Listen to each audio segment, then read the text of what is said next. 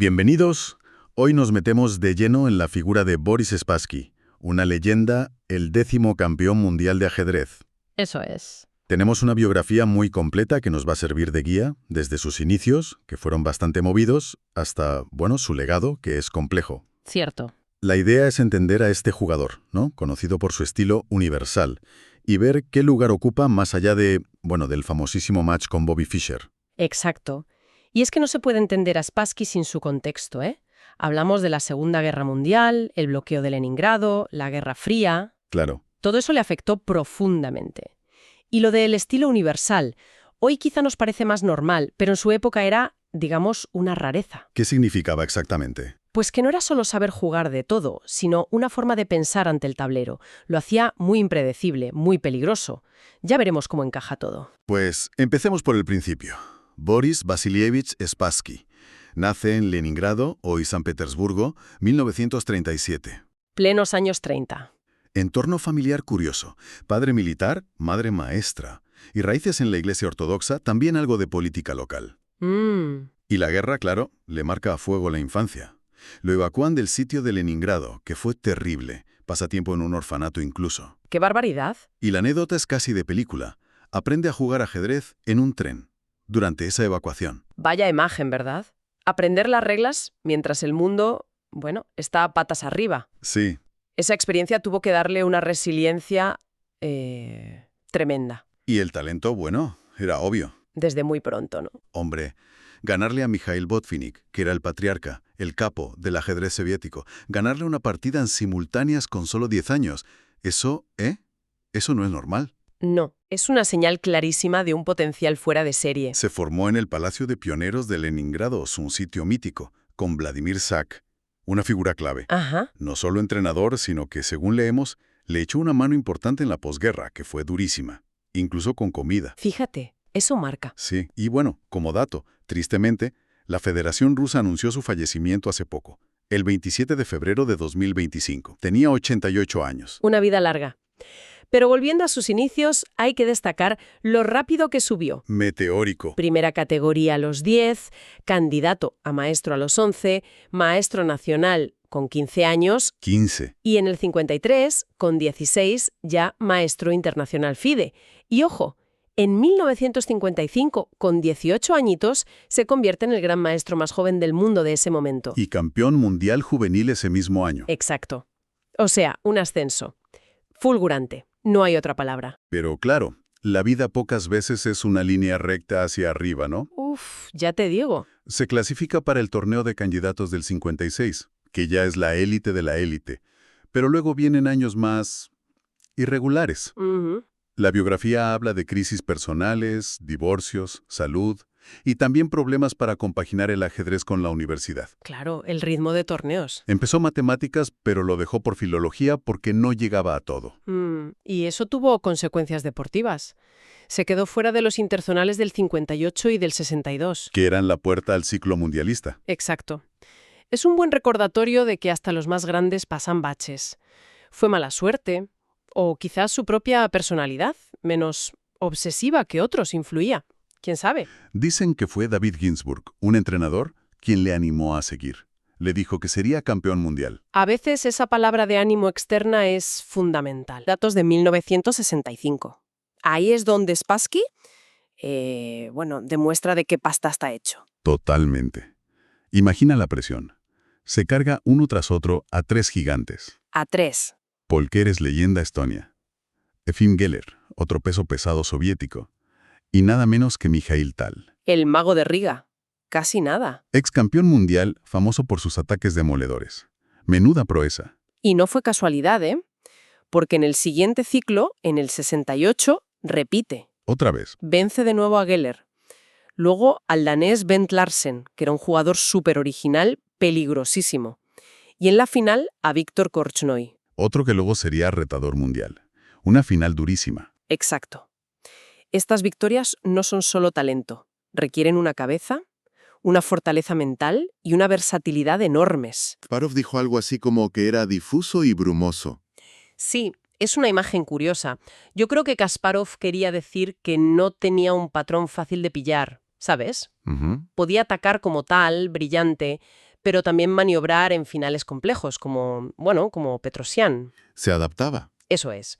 A diferencia de muchos maestros de entonces, que eran hiperespecialistas, uno era de aperturas, otro de finales, otro de ataque puro, Spassky se sentía cómodo, digamos, en casi cualquier sitio. ¿Y dónde brillaba más? Su fuerte era en medio juego.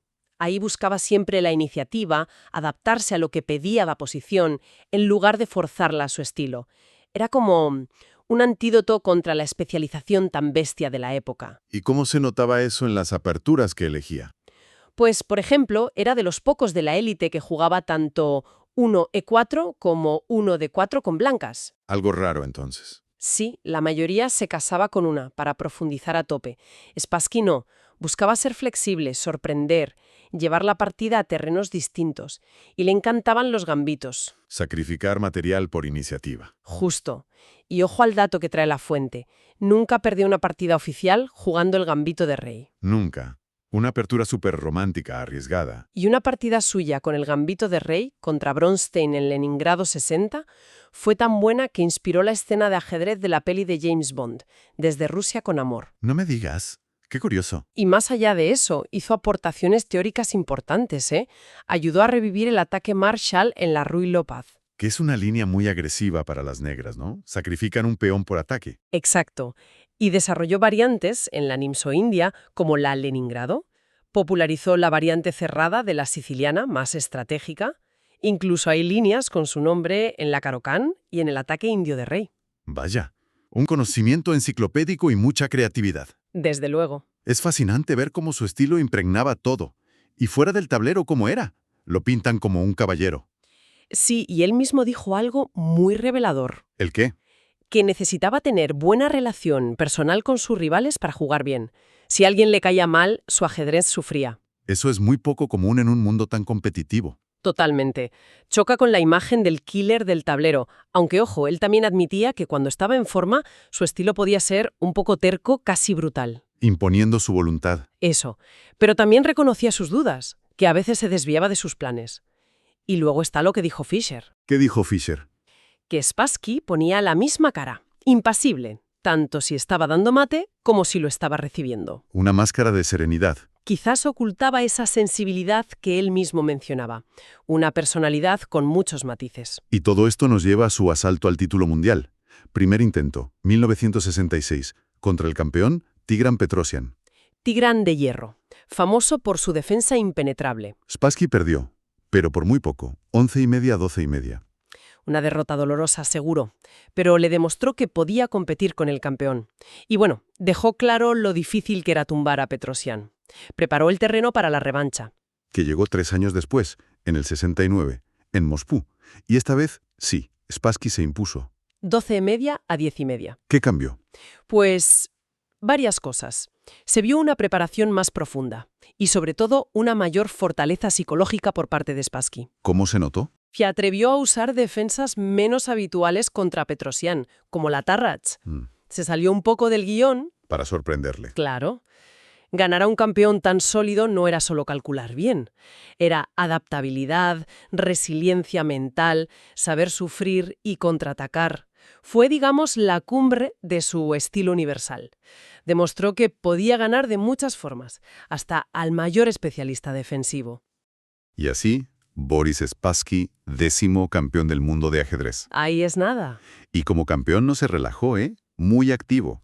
Jugó y ganó torneos de primer nivel, San Juan, Palma de Mallorca, Belgrado. Y tuvo el honor de ser el primer tablero de la URSS en el mítico match URSS contra el resto del mundo.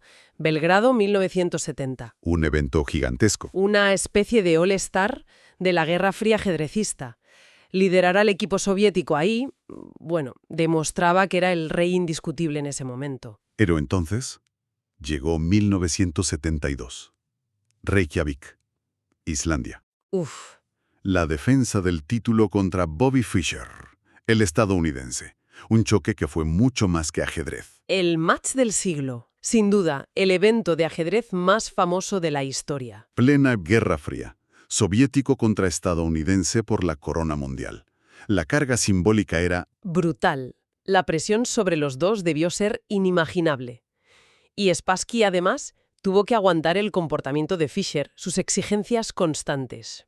Empezó bien Spassky, ¿no? Ganó las 2 primeras. La segunda porque Fischer no se presentó. Sí, pero Fischer remontó y acabó ganando 12,5 a 8,5. Y Spassky tuvo que tragar con cosas muy raras. Como jugar la tercera partida en una salita aparte. Exacto. Lejos de cámaras, de público, porque Fischer lo pidió.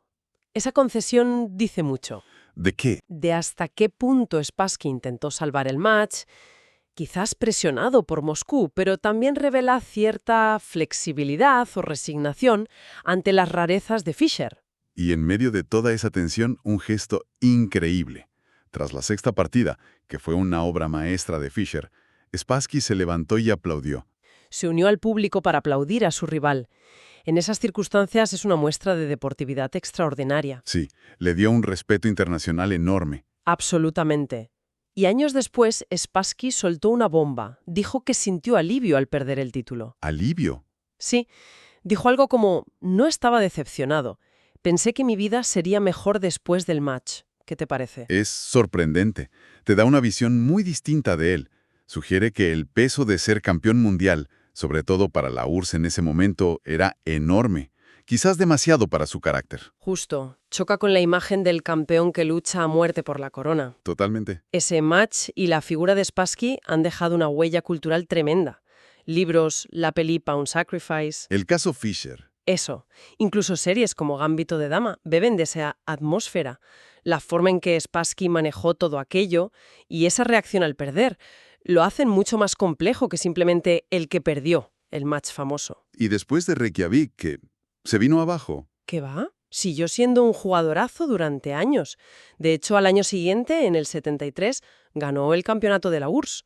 Un torneo durísimo. Con un juego brillante, dicen. Sí, muchos lo ven como su canto del cisne en cuanto a calidad mantenida. ¿Y siguió intentando volver a retar por el título? Llegó a la final de candidatos en el 77-78, donde perdió con Korchnoi. Un match muy tenso también, con Korchnoi ya desertor de la URSS, mucha política. Claro. O Linares 83 demostró que seguía teniendo muchísima fuerza, no desapareció ni mucho menos. Y en el 76, un cambio de vida radical. Emigró a Francia. Sí, se casó con su tercera mujer, Marina Sherbakova, que trabajaba en la embajada francesa en Moscú, y se fue a vivir cerca de París.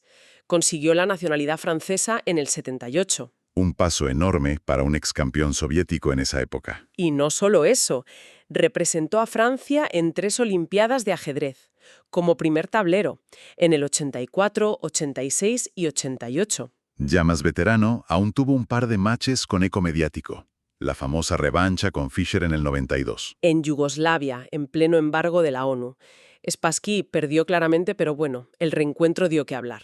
Y al año siguiente, en el 93, jugó contra Judith Polgar, jovencísima. Que ya era la mejor jugadora de la historia y una estrella emergente. Spassky perdió por la mínima, 4,5 a 5,5, demostró que aún podía competir contra la nueva ola. Su salud empeoró al final, ¿verdad? Sí, sufrió un derrame cerebral en 2006 y otro más grave en 2010. Le afectó bastante la movilidad. Y en 2012, después de un lío familiar muy sonado en Francia, volvió a Moscú. Y vivió sus últimos años allí, de forma modesta. Apoyado por amigos y la Federación Rusa, sí. En cuanto a sus ideas, las fuentes dicen que al final se declaraba monárquico, nacionalista ruso, y hubo una polémica en 2005 por una carta pública que firmó con contenido considerado antisemita, aunque parece que luego intentó distanciarse. Hay que mencionarlo, tal como vienen las fuentes, para tener el cuadro completo, aunque sea controvertido. Y para terminar con algo más ligero, hay anécdotas que lo dibujan bien. Como la frase del divorcio de su primera mujer. Ah, sí. Somos como alfiles de distinto color, vamos por diagonales diferentes, así que debemos separarnos. Genial.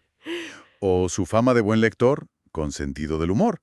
Kasparov decía que era muy carismático, que hablaba horas con los jóvenes. Y esa metáfora del ajedrez como un río, ¿no?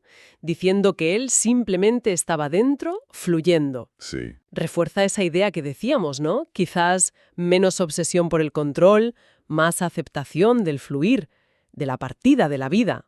Su alivio al perder en el 72 se encaja ahí perfectamente. Entonces, resumiendo, ¿cuál es el legado que nos deja Boris Spassky?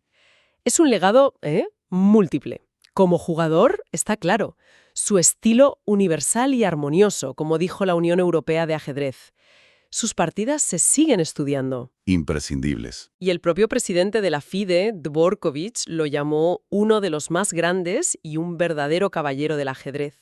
Y su influencia va más allá de sus resultados, ¿no? Sin duda. Su enfoque universal inspiró a la siguiente generación, Kasparov incluido, que llevó esa idea aún más lejos. Sus aportaciones a las aperturas, Gambito de Rey, Marshall, Nimzo India, siguen vivas. Vigentes totalmente. E incluso retirado, siguió ligado al ajedrez como entrenador, figura honorífica. Así que tenemos al niño prodigio, del tren de guerra, al campeón camaleónico, al caballero que aplaudió al rival en Reykjavik, y a una figura compleja, sí, quizás eclipsado por Fischer mediáticamente, pero que valoraba su libertad, su paz interior, tanto o más que la corona. Y quizás la reflexión final que nos deja Spassky es, bueno, una invitación a repensar qué es la grandeza en el ajedrez y quizás en la vida, ¿no? Estamos muy acostumbrados a medirla por la victoria pura y dura, pero Spassky nos pregunta, ¿qué valor le damos a la adaptabilidad, a brillar en cualquier tipo de situación y a la deportividad bajo presión extrema? Y a esa aparente ambivalencia hacia el éxito máximo. Exacto. ¿Cómo entendemos a alguien que siente alivio al perder el título? Quizás la grandeza también está en esa complejidad, en esa forma armoniosa, pero un poco distante, de navegar el río. Algo para darle vueltas.